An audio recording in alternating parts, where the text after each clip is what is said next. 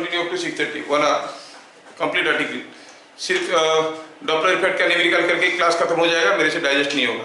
I have to my lesson plan is, आज मैं आपको बीट्स के बारे में पढ़ाऊंगा। तो व्हाट इज बीट्स? पहले हम फिजिकली सारी चीजों को रियलाइज करेंगे, तभी उसको पढ़ने में समझने में मजा आएगा। ओके, बीट्स क्या है? जैसे डॉपलर इफेक्ट क्या है आप लोग को अभी तक समझ में आ गया होगा। The apparent change in frequency, actual change in frequency नहीं होता है। Apparent change in frequency when there is a relative motion between source and detector and the medium, है ना। सिमिलरली बीट्स क्या होता है, थोड़ा मैं आपको प्रैक्टिकली रियलाइज करवाता हूं। अगर आप ऐसा कभी देखे होंगे, शादी वादी में क्या होता है, पहले आजकल नहीं बजाते हैं, कोई अगर शंख बजाते हैं, दो दो शंख एक साथ बजाते हैं, कभी देखे हो? टू साउंड्स दोनों आसपास की फ्रीक्वेंसी के हैं, दोनों एक साथ बज रहे हैं। मान लो ट्रम्पेट ही बज रहे हैं, दो आदमी एक साथ, जैसे बिस्मिल्लाह की शहनाई वगैरह आप सुने होंगे, उसमें तो एक शहनाई बजता है। मान लो दो शहनाई एक साथ बज रहे हैं, दो आदमी दो शहनाई ऑलमोस्ट आसपास के फ्रीक्वेंसी के एक साथ बजा रहे हैं और कंटिन्यूस इंटेंसिटी का बजा रहे हैं, तो कैसे आवाज आएगा? दोनों साउंड अगर मिलके आएगा, एक शहनाई आएगा तो उसका आवाज मान लो this is the sound going at certain frequency, और एक शहनाई बज रहा है, उसका आवाज कैसे आ रहा है? ई ऑफ डिफरेंट फ्रीक्वेंसी। दोनों एक साथ बजेंगे, कंटिन्यूसली बजेंगे, आपको कैसे सुनाई देगा? आपको ऐसे सुनाई देगा, are you getting? Intensity is increasing decreasing, increasing decreasing, again repeating,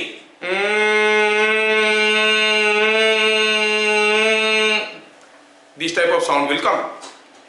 क्या हो रहा है? Intensity is increasing decreasing, increasing decreasing, this is what is called increase in frequency is called, increase in amplitude is called, sorry, intensity is increasing means amplitude is increasing. We have seen intensity was half rho omega square a square v, amplitude के ऊपर depend कर रहा है। Amplitude बढ़ रहा है तो उसमें क्या हो रहा है कि एम्पलीट्यूड बढ़ रहा है घट रहा है। एम्पलीट्यूड बढ़ने को अकॉस्टिक्स में, साउंड इंजीनियरिंग में कहते हैं वार्निंग, WANNING, वार्निंग। एम्पलीट्यूड घटने को साउंड इंजीनियरिंग में कहते हैं वॉक्सिंग। क्यों कहते हैं वार्निंग एंड वॉक्सिंग, वो भी हम बताएंगे। वॉक्स से वॉक्सिंग, क्योंकि वो ट्यूनिंग पर से आता है, ठीक है ना, तो देखेंगे उसको। तो क्या होता है, when there are two sources of sound sounding together and they are having almost close frequency to each other, दोनों का आसपास का फ्रीक्वेंसी है, तो फिर क्या होगा, तो रिजल्टेंट साउंड होगा, उसका एम्पलीट्यूड कभी बढ़ेगा कभी घटेगा, कभी बढ़ेगा फिर घटेगा। ये जो increase and decrease, periodic increase and decrease of resultant amplitude हो रहा है, उसको कहते हैं बीट्स। समझ में आया क्या? Are you getting what is beats now? मजा आया कि नहीं आया? दो शहनाई बजाया, पहला बजाया एक शहनाई, दूसरा दोनों का फ्रीक्वेंसी में ज्यादा अंतर नहीं है। मान लो कि 100 हर्ट्ज का है, दूसरा 105 हर्ट्ज का है, दोनों एक साथ बजेंगे, कैसे सुनाई देगा? लाइक दिस, पीरियडिकली बढ़ेगा घटेगा घटेगा बढ़ेगा, ऐसे करके होगा, इसको कहते हैं बीट्स। तो इसके बारे में डिटेल्स में देखते हैं, जैसे जैसे आगे बताएंगे आपको समझ में आएगा। और बीट्स का रिलेटेड कोई क्वेश्चन जब कोई मेडिकल एंट्रेंस में या फिर स्कूल एग्जाम में आता है, वो बहुत इजी होता है, क्योंकि they go for the final conclusion. JEE में आता है तो बहुत टेढ़ा हो जाता है, क्योंकि वो अंदरूनी चीजों को पूछते हैं, इसमें कैसे हुआ क्यों हुआ बताओ, उसको देख के करते हैं, ठीक है। तो चलो देखते हैं व्हाट इज बीट्स, कब होता है बीट्स, कंडीशन क्या है? कंडीशन है when two waves of nearly equal frequency, ये बहुत इंपॉर्टेंट है, nearly equal frequency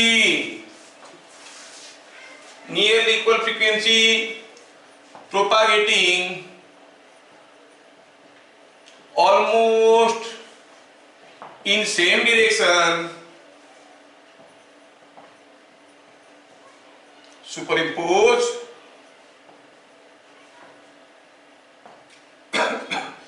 the periodic increase, increase को हम क्या कहते हैं, वार्निंग, एंड डिक्रीज इसको कहते हैं वॉक्सिंग ऑफ रिजल्टेंट एम्पलीट्यूड।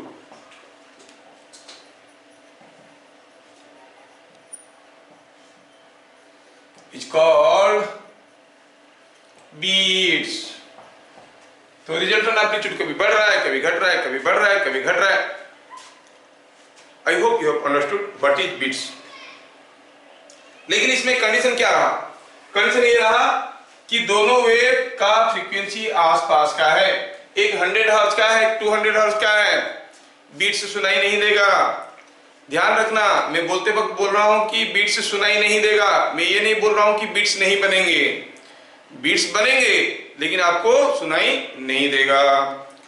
तो जो periodic increase and decrease amplitude सुनाई देता है हमें, वो कब होगा, when the frequencies are nearly equal।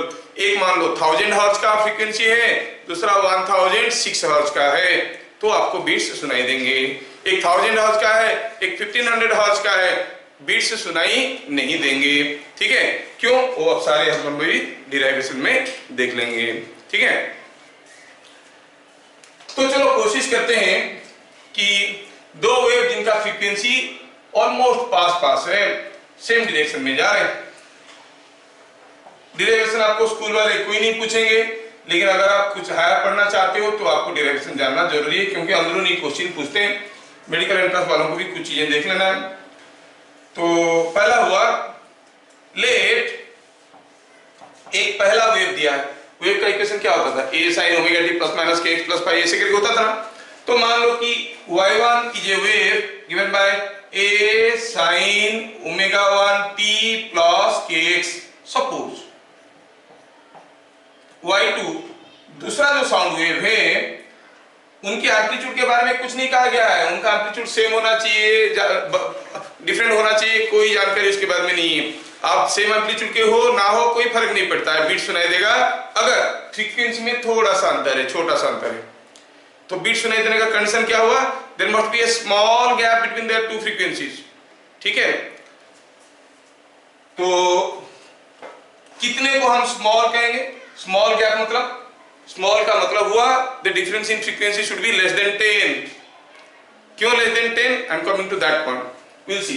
तो let y2 is equal to a, अब इसको a1 इसको a2 अलग अलग एम्पलीट्यूड का ले सकते थे, लेकिन मेरे को कैलकुलेशन आसान होगा बोल के मैं दोनों का एम्पलीट्यूड बराबर ले रहा हूं। y2 is equal to sin omega 2t, different frequency है, मूविंग इन सेम डायरेक्शन, तो ये जैसे जा रहा था वही ऐसे जा रहा था, दोनों वेव गए और रास्ते में मिले। तो जो रिजल्टेंट वेव होगा by principle of superposition, principle of superposition क्या कहता है, अगर दो ठो वेव गए तो वेव क्या है, ये y1 क्या है, displacement of the particle, displacement of the particle, ये डिस्प्लेसमेंट ऑफ द पार्टिकल, ये दोनों डिस्प्लेसमेंट ऑफ द पार्टिकल है। अगर ये वाला वेव जा रहा है, पार्टिकल का डिस्प्लेसमेंट y1 है, ये वाला वेव जा रहा है y2 है, दोनों जा रहे हैं तो डिस्प्लेसमेंट क्या होगा, y1 plus y2, and they are all vectors. हो सकता है कि y1 ऐसा ऐसा है, y2 ऐसा ऐसा है कि नहीं, तो दोनों केस में रिजल्टेंट क्या होगा, y1 का स्क्वायर y2 का स्क्वायर होल ओवर।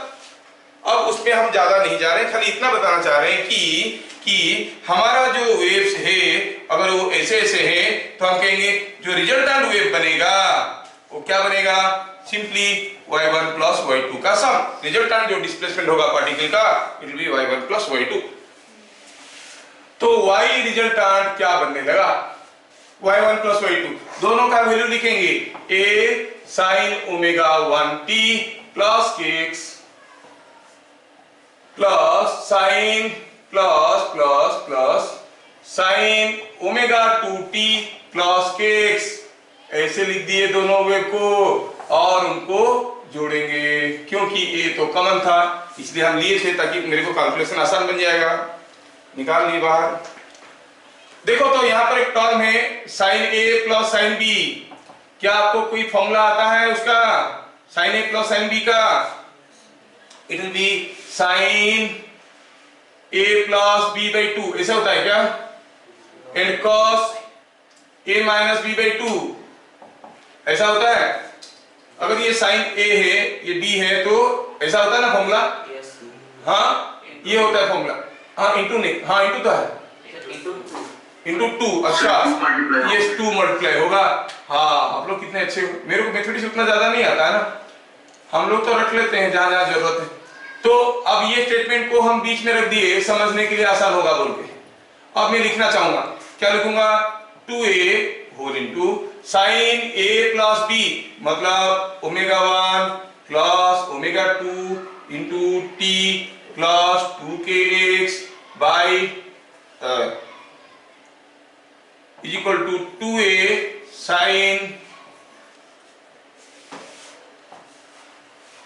हुआ क्या? Whole into cos omega 1 minus omega 2 into t, और केक्स तो कैंसिल हो गया, होल डिवाइडेड बाय 2। देखो तो सही लिखा हूं क्या? Sine a plus b by 2 sine a minus b by 2, ठीक है? Sine a plus b by 2 sine a minus b by 2। ये बात हमें समझ में आया, बढ़िया है, ये बात हमें समझ में आ गया। ये स्टेटमेंट में बीच में लिखा था खाली फॉर्मूला याद करने के लिए, स्टेटमेंट की जरूरत नहीं था। तो this is coming out something like this. तो ये इतना बड़ा बड़ा लिखने में मेरे को थोड़ा दिक्कत होता है, तो चलो मैं एक टर्म लेता हूं यहां पर। Let omega 1 plus omega 2 by 2 को हम कहेंगे एवरेज फ्रीक्वेंसी। ऑब्वियसली कहते हैं ओमेगा 1 प्लस ओमेगा 2 बाई 2 का एवरेज। और एक नाम देते हैं ओमेगा 1 माइनस ओमेगा बाई 2 को कहेंगे ओमेगा बी, ऐसे नाम देते हैं। क्यों ओमेगा बी बोल रहे हैं, थोड़ी देर में बोलेंगे। इसको हम कहेंगे बिट्स फ्रीक्वेंसी, ठीक है? इसको ओमेगा बी नाम दे दो, इसको दे दो ओमेगा एवरेज। समझ में आया? Now keeping all these things in mind, I want to rewrite this statement again here. I will wipe it out everything here. तो आप लोग थोड़ा देख लो, मैं इसको मिटा रहा हूं। Derivation is not available in your books. Their derivation approaches are very difficult. You will not understand. वो बहुत सारा फैला के लिखेंगे, असली चीज को मिस कर जाएंगे। तो क्या मिला? y resultant is equal to 2a sine, इसके जगह लिखेंगे omega average, omega average t plus 2kx by 2, 2kx by 2 तो हो गया only kx into cos omega b t. थोड़ा इसको और सजा के लिखना चाहता हूं। I want to write 2a cos omega b t whole into sine omega average t plus kx। ये हो गया रिजल्टेंट वेव, ये हो गया रिजल्टेंट वेव। जब दो वेव मिले तो ultimate resultant wave is coming out to be something like this, 2a cos omega b t into sine omega average into t plus kx। School वाले नहीं पूछेंगे, एकदम डरो मत। जो लोग सिर्फ स्कूल के लिए सोच रहे हैं वो क्या करेंगे, देख तो लेंगे, सुन तो लेंगे, समझ तो लेंगे, फिर भूल जाएंगे। अल्टीमेट आंसर को याद रखेंगे, ठीक है? क्योंकि सारा याद रखना कुछ लोगों के लिए बड़ा मुश्किल सवाल है। तो ये जो स्टेटमेंट हम लोग देखे, इसमें से हम क्या देख रहे हैं? जो फैक्ट्स हमारे सामने आ रहा है, रिजल्टेंट वेव मिले, क्या सामने आया? पहला चीज ये हुआ, आप देखो हमारा एक वेव का इक्वेशन क्या होता था, something like a sin omega t plus kx plus 5 form आता था। अब ये वाला टर्म तो दिख रहा है ऐसा कुछ, लेकिन a के जगह क्या दिख रहा है, ये है ना? तो क्या देख रहे हैं कि जो रिजल्टेंट वेव है उसका फ्रीक्वेंसी क्या है, ओमेगा एवरेज। जेई में आ चुका है, ठीक है? दो वेव, दोनों का फ्रीक्वेंसी है 100 hertz and 105 hertz, propagating in the same direction superimpose. What is the frequency of the resultant wave? 100 plus 105 by 2। Book में नहीं है, not available in the book, you must understand. हाँ, तो क्या कहेंगे? कहेंगे the frequency of resultant wave is omega 1 plus omega 2 by 2, that is omega average। लेकिन condition मत भूलना, कब ऐसे होता है? when A1 is equal to A2, नहीं तो नहीं होगा। दोनों का एम्पलीट्यूड अगर बराबर है तो ऐसा होगा, ठीक है। तो दे देंगे तो आपको पता चल गया रिजल्टेंट वेव का फ्रीक्वेंसी हुआ ये। रिजल्टेंट वेव का amplitude, amplitude of resultant wave, यहां पर सोचने वाली चीज है, थोड़ा ध्यान से देखना। Is a function of time, तो क्या कहेंगे रिजल्टेंट वेव का एम्पलीट्यूड को, ये पूरा चीज रिजल्टेंट वेव का एम्पलीट्यूड है 2a cos omega b into T, जबकि ओमेगा b क्या है आपको मालूम है, ओमेगा 1 माइनस ओमेगा 2/2 है ना। Amplitude of the resultant wave is 2a cos omega bt। हाँ, अब चलो थोड़ा सोचते हैं, how this wave will look like if I plot. Suppose मैं कहूं कि y इज इक्वल टू साइन t और साइन t, और मैं प्लॉट करना चाहता हूं y विथ t। तो ग्राफ तो सबको मालूम है, graph is so simple, the graph is like this, नहीं, ग्राफ इज लाइक दिस। मान लो कि tan sin t, y is equal to tan sin t। थोड़ा ध्यान से देखना, यहाँ पर कुछ चीजें आपको मिलने वाले हैं। y is equal to tan sin t, something looking like this. और इसमें क्या है, एम्पलीट्यूड कितना है, एम्पलीट्यूड 10 है, एम्पलीट्यूड 10 है, ऊपर भी और नीचे -10 है, इसके बीच में ये ऑसिलेट कर रहा है। मतलब y is equal to 10 is a line, y is equal to -10 is a line, wave is oscillating between them. समझ में आया। सपोज मैं प्लॉट करना चाहूंगा कोई graph, y is equal to tan t sin t. Now you see the amplitude is not constant, amplitude is changing with time. How will plot it? आप क्या करोगे, जैसे यहाँ पर एम्पलीट्यूड कांस्टेंट था तो दो लाइन ड्रॉ किए, उसके बीच में sin t को ड्रॉ कर रहे थे। अब y is equal to tan t, it is a straight line, the diagram will be something like this. अब ये जो ग्राफ, जो वेव दिखेगा वो कैसा दिखेगा, ये ऐसा दिखेगा। Are you getting? Amplitude of the wave is continuously increasing as time elapses. Amplitude of the function is continuously increasing. समझ में आया क्या? समझ में आया कि नहीं आया? Yes sir. आया। Yes sir. Now go back to our case. हमारा केस में एक वेव है जिसका एम्पलीट्यूड ये है, तो पहले हम इसका दोनों तरफ का बाउंड्री को बनाएंगे। ध्यान से देखो क्या हो रहा है, हम अगर दूसरे दोनों बाउंड्री को बनाएंगे ओमेगा बीटी वाले का, देखो तो क्या आ रहा है, क्या है हमारा amplitude 2a cos omega BT. अच्छा, प्लॉट करना है 2a cos ओमेगा बीटी। जब एम्पलीट्यूड 10 था हम दोनों तरफ लाइन ड्रॉ कर रहे थे, एम्पलीट्यूड 10t था कि वेव ऐसे ले रहे थे और ये ऑसिलेट कर रहा था। अब ओमेगा बीटी है, कोसाइन कर्व आपको आता है, तो एक कोसाइन कर्व दिखने में ऐसा हुआ, कोसाइन कर्व है, दूसरा कोसाइन कर्व जो इधर वाले है वो ऐसा होगा। Are you getting? The diagram goes like this. मतलब this is what is showing you the amplitude of the resultant wave. और रिजल्टेंट वेव कैसे दिखेगा, रिजल्टेंट वेव कुछ ऐसा दिखने वाला है।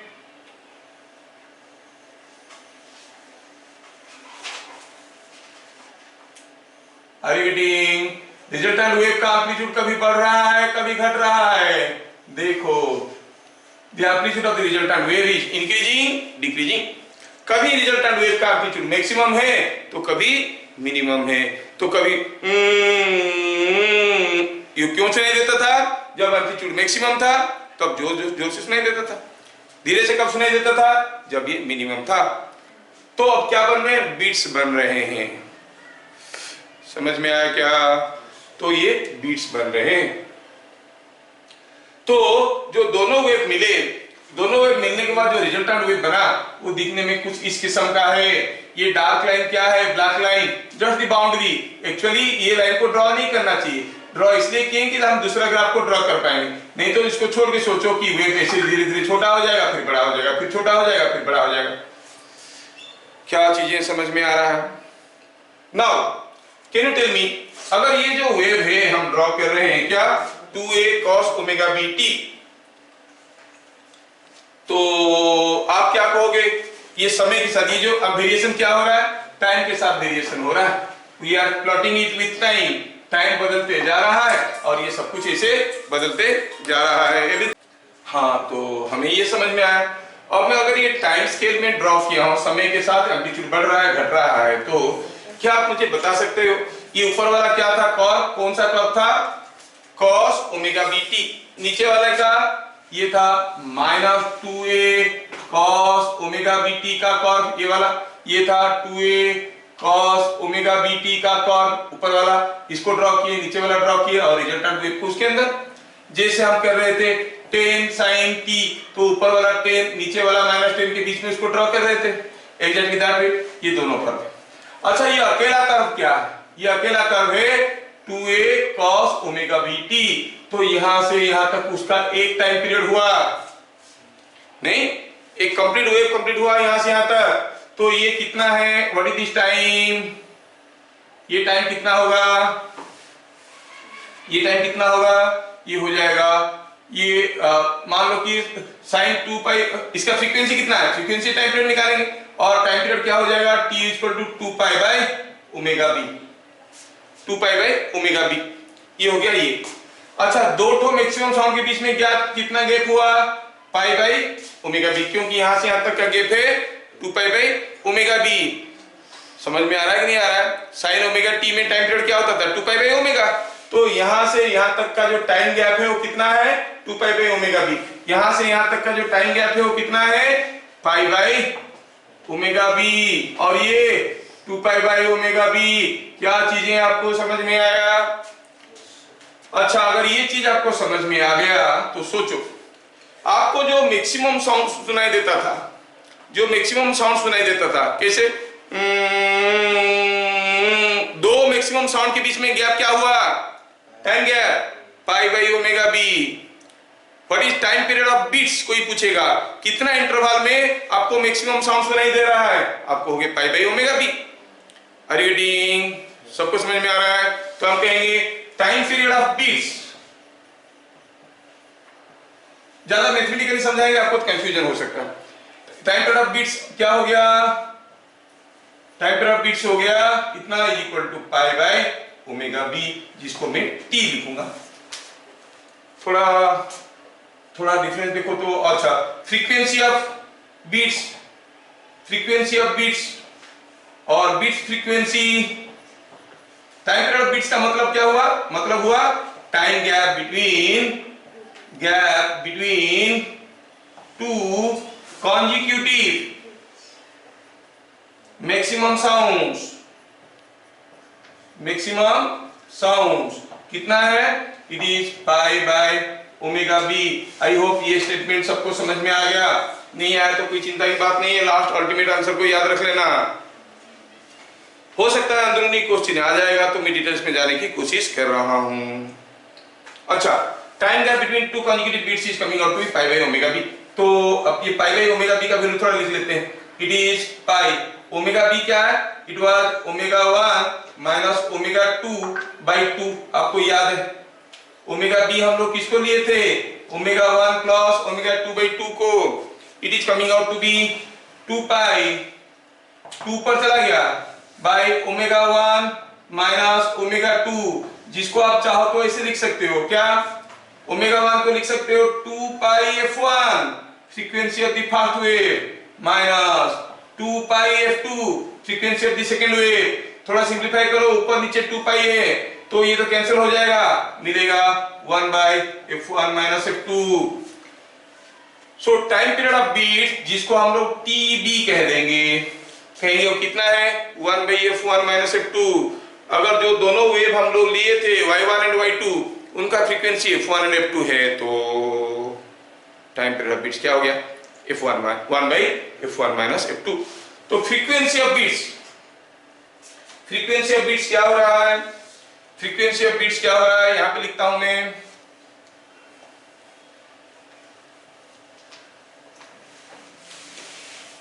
FB is frequency of beats। क्या मतलब है फ्रीक्वेंसी ऑफ बीट्स का, मतलब हुआ number of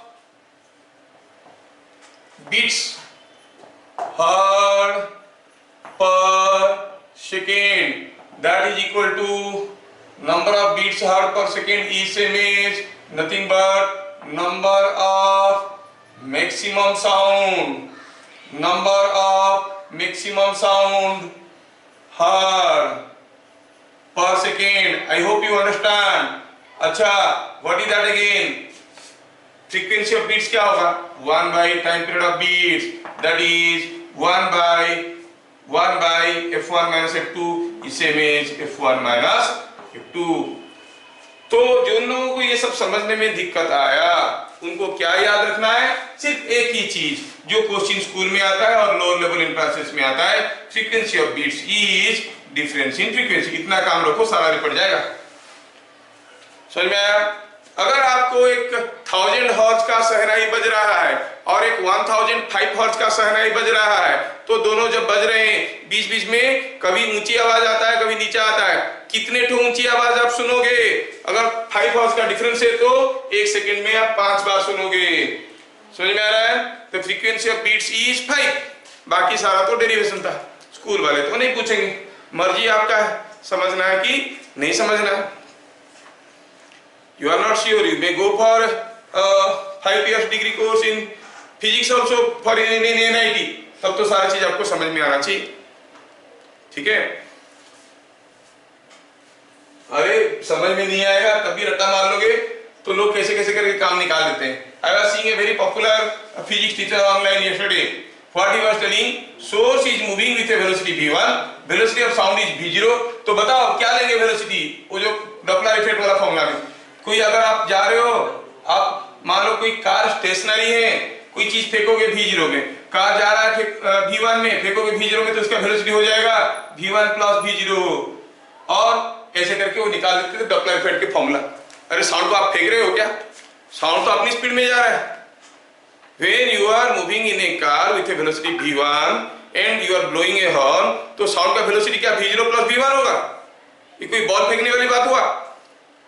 अगर स्टेशनरी कार से आप बॉल को v0 वेलोसिटी में फेंकते हो, चलता हुआ कार से आप इसको v1 प्लस v0 में फेंकोगे? नहीं, साउंड है भाई, ये तो खुद निकल के जाता है, फेंकते थोड़ी साउंड है हम, है ना? तो ऐसे करके काम निकाल देते हैं, फिर डॉपलर इफेक्ट का फॉर्मूला निकला है. समझ रहे हो? तो मतलब थोड़ा सा अगर केस चेंज हो गया तो उनका फेंकना बंद हो जाएगा. तो लोग फेंक रहे हैं ऐसे ही, और काफी लोग लपेट रहे हैं उसको. मैं देख रहा हूँ ऑनलाइन में काफी लोग लपेट रहे हैं. बढ़िया है sir, you are the godfather, godmother, क्या क्या बनाते हैं उनको. ठीक है? तो FB is equal to F1 minus F2. I am always in craze of learning. मेरे को कोई मौका मिलता है तो मैं छोड़ता नहीं हूँ. इसलिए नहीं कि मैं सब कुछ जानता हूँ, इसलिए कि there is always ample scope to learn. आपको अलर्ट रहना पड़ेगा कब से कहां से किससे क्या नॉलेज मिल जाएगा. ठीक है? थोड़ी दिन ही पहले कोई छोटे बच्चों को पढ़ा रहा था, क्लास 10 वाले बच्चों को पढ़ा रहा था. उनका वीडियो बहुत बढ़िया से बना रहे थे, वो टीचर भी बढ़िया सूट बूट होके आया था, अच्छा पढ़ा रहा था. तो देखा कि मैं क्लासेस उसको पूरा अटेंड किया. हाँ, अटेंड करने के बाद देखा कि चलो ठीक है, नॉर्मल चीजें बता रहा है, बहुत 5 मिनट की चीजों को 50 मिनट लेके बता रहा है. तो जब वीडियो खत्म होते जा रहा था, he told such A statement, मेरे तो आंख खुल गया. अरे वाह बढ़िया है, ये चीज तो मैं कभी नहीं सोचा था. समझ में आ रहा ना? तो there is always scope to learn. आप अगर अलर्ट रहोगे कब कहां से किससे, कोई छोटे मोटे टीचर से भी आपको कुछ चीजें मिल जाएगा. इसलिए मैं देखते रहता हूँ. I watch YouTube but all this things. क्या नॉलेज मिल रहा है, क्या हो रहा है, कौन कैसे कर रहा है, कौन किस चीज को कैसे समझा रहा है. अच्छा, FB is equal to F1 minus F2. तो ये सारा जो हम लोग अभी बकवास किए बीट्स के बारे में, सारे को समराइज करके छोटा कर देते हैं. लंबे पार्ट खत्म हो गया, सारे को अभी समराइज करके छोटा कर देते हैं. क्या पहला हुआ कि बीट्स कब प्रोड्यूस होता है? When two waves of nearly equal frequency propagating in the same direction superimpose. ठीक है? तो बीट्स बनते हैं. बीट्स का जो रिजल्टेंट वेव होता है उसका फ्रीक्वेंसी क्या होता है? It is average frequency of the component waves ω1 plus ω2/2, है ना? फिर तीसरा क्या हुआ? तीसरा हुआ ये कि जो बीट्स कितने तो बीट्स सुनाई देते हैं पर second, it is equal to difference in frequency f1 and f2. f1 minus f2 is the number of beats heard per second. Now again I go back to the fundamental definition जिसमें हम लोग बोले थे the when two waves of nearly equal frequency, मतलब f1 और f2 must be close to each other. इस concept को, इस condition को तो हम लोग total derivation में कहीं भी यूज नहीं किए कि f1 और f2 are close to each other. तो फिर why that statement carries a word like to nearly equal frequency, वो सोचने वाली बात हुआ. क्या कोई एक 100 हर्ट्ज का होगा, कोई 200 हर्ट्ज का होगा, बीट्स नहीं बनेंगे? बनेंगे, बन रहे हैं हमारे हिसाब से. तो नियरली इक्वल फ्रीक्वेंसी बोलने की जरूरत क्या था? जरूरत ये था कि persistence of human ear is 0.1 second. आप एक सेकेंड में मैक्सिमम कितने ठो साउंड सुन सकते हो? 0.1 सेकेंड के गैप में जाएगा तो 10 ठो साउंड. 10 ठो साउंड से ज्यादा आप सुन नहीं सकोगे. अगर मैं 15 साउंड क्रिएट करूंगा आपको लगेगा कि कंटिन्यूअस साउंड है.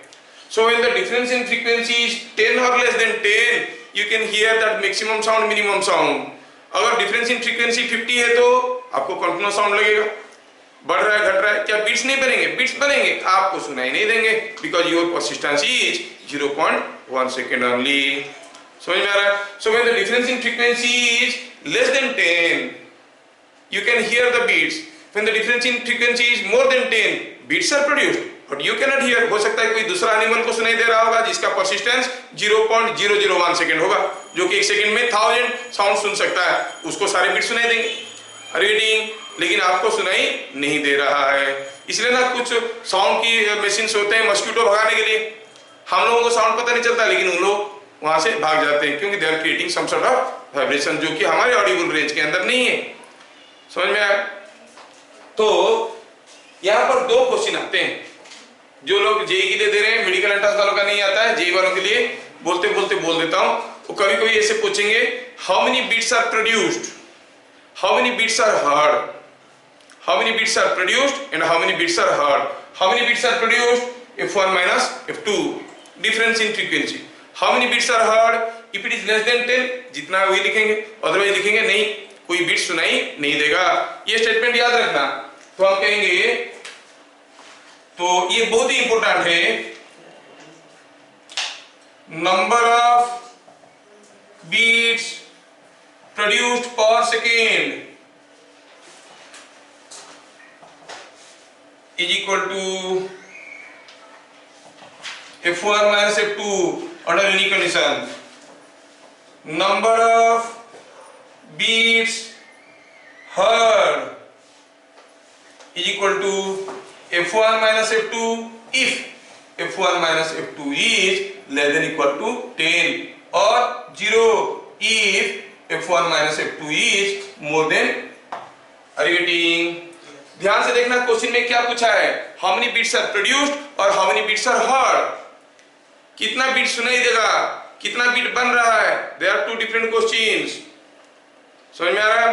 कितना बीट बन रहा है, it is always f1 minus f2. कितना बीट सुनाई देगा, it will B f1 minus f2 if f1 minus f2 is less than 10 and if it is more than 10 no beats will be heard. समझ में आया क्या? Is it understood? ठीक है. तो बीट्स के बारे में हम लोग इतने सारे चीज देख लिए, इतने सारे चीज देख लिए. सर आप से थोड़ा सा स्पेलिंग मिस्टेक. कहाँ पे? सर एफपी का definition third line, number of third line पर सेकेंड. अच्छा ये चीज है, ठीक है. पर सेकेंड कितने तो साउंड सुनाई देगा. ठीक है. तो आज हम लोग थ्योरी को इतना ही करते हैं. अगले क्लास उसके ऊपर न्यूमेरिकल्स भी करेंगे. बीट्स के ऊपर बहुत सारे वैरायटी के न्यूमेरिकल आएंगे. तो ये फंडामेंटल को लेते हुए अगले क्लास चलेंगे. तब तक के लिए जय हिंद.